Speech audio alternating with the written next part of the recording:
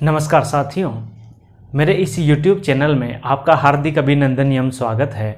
आज हम बात करने वाले हैं PTET एग्ज़ाम के बारे में।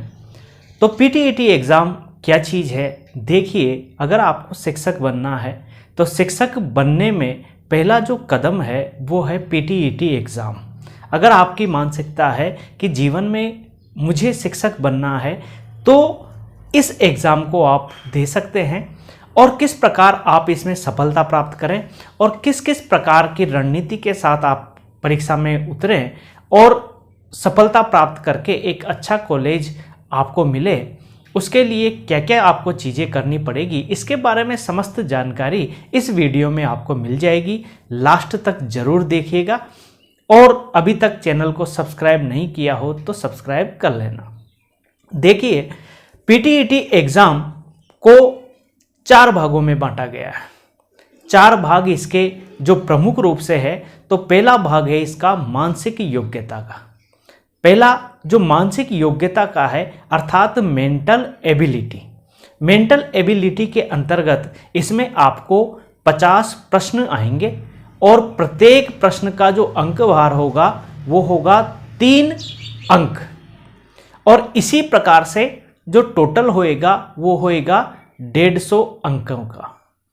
इसके अंतर्गत जो मानसिक योग्यता है, आपके अंदर जो भी बुद्धि लब्धि है, जो भी आपकी तार्किक क्षमता है, जो भी आपकी योग्यताएं हैं, इसके बारे में आपका परीक्षण होगा। आपके ज्ञान की परख इस वाले टॉपिक में होएगी। तो इसके लिए आप अच्छी तरीके से मेंटल एबिलिटी के जो टॉपिक्स इसमें दिए गए हैं उनका अध्ययन करें। दूसरी जो प्रमुख रूप से इसका पार्ट आता है, दूसरी इकाई जो इसकी है तो वो है शिक्षक अभिरुचि। शिक्षक अभिरुचि के अंतर्गत क्या क्या चीज़ें आती है, अर्थात आप शिक्षक बनने जा रहे हो तो आपका क्या प्रबंध कक्षा में होना चाहिए, छात्रों के साथ में आपका क्या संवाद होना चाहिए, किस प्रकार क्लास का मैनेजमेंट होना चाहिए, आपकी जो व्यवहार है वो बच्चों के साथ में क्या हो, किस प्रकार आप टीचिंग कराएं, आपकी परफॉर्मेंस किस प्रकार की हो, आपकी अवधारणाएं किस प्रकार की हो।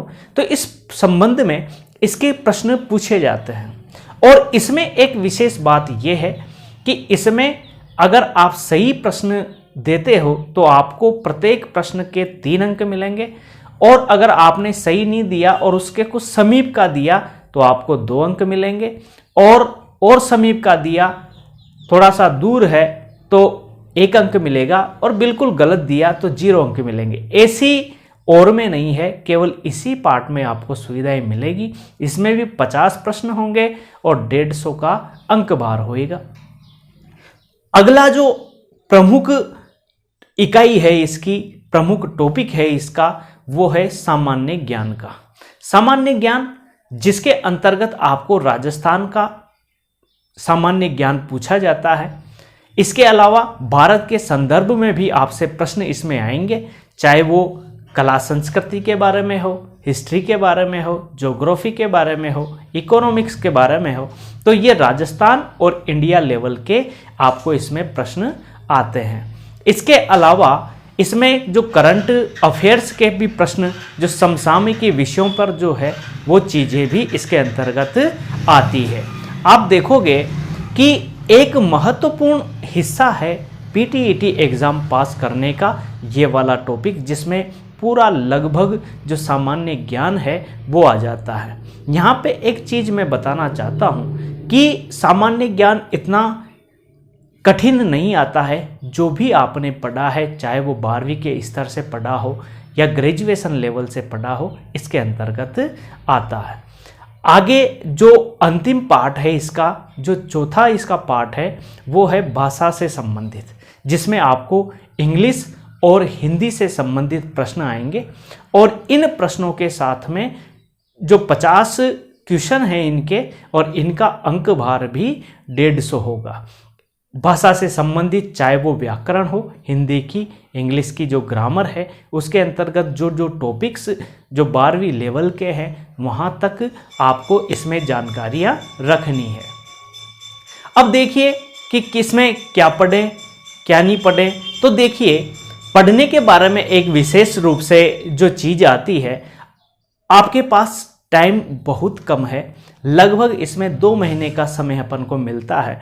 आप एक चीज़ देखिए कि जो भी स्टूडेंट इसके अंतर्गत आ रहे हैं, जो भी पेपर दे रहे हैं, लगभग आपकी जैसे ही तैयारी उनकी भी है।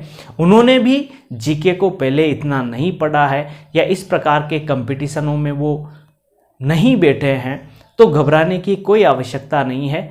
आप कोई सी भी मार्केट से कोई भी एक स्तरीय गाइड ला सकते हो, चाहे वो लक्ष्य की हो सकती है, दिशा की हो सकती है, या और भी कोई बेहतरीन आती है तो आप देख लेना। इसके अलावा एक लुसेंट की जो बुक है वो भी आप इंडिया के संदर्भ में पढ़ सकते हो। इसके अलावा जो करंट जीके की आती है क्रोनोलॉजी, उसको भी आप जरूर पढ़ें और इनसे संबंधित जो जो चीज़ें अभी घटनाक्रम चल रहा है, पत्र पत्रिकाओं पर भी आप थोड़ा सा ध्यान रखें और अपने लक्ष्य के तरफ धीरे धीरे करके पढ़ना स्टार्ट कर दें और निश्चित रूप से आपको जो सफलता इसमें मिलेगी और एक अच्छा कॉलेज भी आपको मिल जाएगा। तो प्रमुख जो 4 भाग हैं इसके, तो 150 टोटल 600 अंकों का ये पूरा पेपर होता है और लगभग अगर 400 अंक आपको मिले तो आपको अच्छा कॉलेज भी मिल जाता है।